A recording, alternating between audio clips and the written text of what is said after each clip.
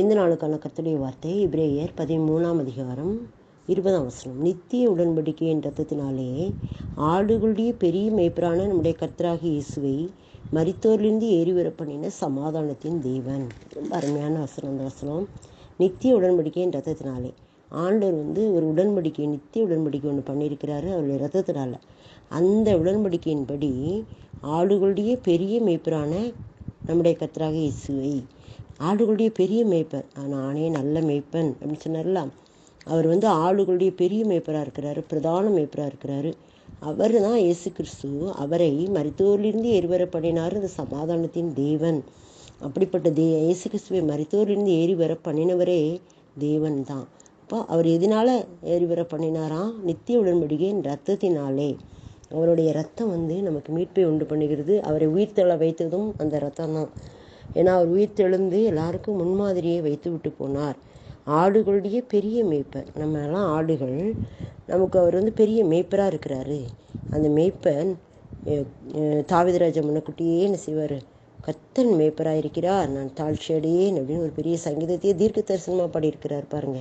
இயேசு கிறிஸ்து சொல்லுவார், நானே நல்ல மேய்ப்பன், நல்ல மேய்ப்பன் தன் ஆடுகளுக்காக ஜீவனையும் கொடுக்கிறான் என்று சொல்லி பெரிய மேய்ப்பரான அவர் ஆடுகளாகி நமக்காக ஜீவனையே கொடுத்தாரு.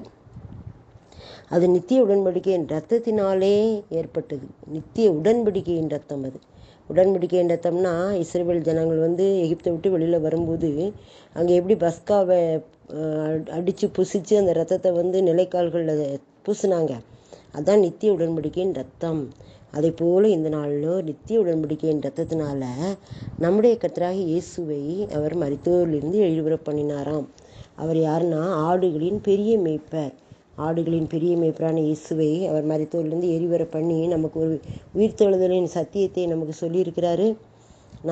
நாமும் அதே போல் பெரிய மேய்ப்பரின் கீழ் உள்ள மந்தையில் உள்ள ஆடுகளாகிய நாமும் கூட என்ன செய்ய போகிறோம்னா அதே மாதிரி உயிர்த்தெழுந்து அவரை தரிசிக்க போகிறோம். தான் அந்த நித்திய உடன்படிக்கையின் ரத்தத்தினால வந்த ஈவு. இது கர்த்தரால் உண்டானது, இது நம்மால் உண்டானதில்லை, இது அவருடைய கிருபையினால் உண்டானது. நாம் எல்லாம் அந்த நித்திய உடன்படிக்கையின் ரத்தத்தினால ஆடுகளுடைய பெரிய மேய்ப்பரான நம்முடைய கர்த்தராகிய இயேசு கிறிஸ்துவை மரித்தோரிலிருந்து ஏறிவர சமாதானத்தின் தேவனுடைய பிள்ளைகளாக இருக்கிறோம். நாமும் ஒரு நாள் உயிர்த்தெழுவோம், மரித்தாலும் உயிர்த்தெழுவோம் என்று சொல்லி நமக்கு நம்பிக்கையை தருகிறது இந்த வசனம். இந்த வசனத்தின்படி இந்த நாளில் கர்த்தர் நம்மை நடத்துகிறார். நித்திய உடன்படிக்கையின் ரத்தம் நம்முடைய வாழ்க்கையில் செயல்பட நாம் நம்மை ஒப்புக் கொடுப்போம். ஆடுகளுடைய பெரிய மேய்ப்பராகி அவரை நாம் ஏற்று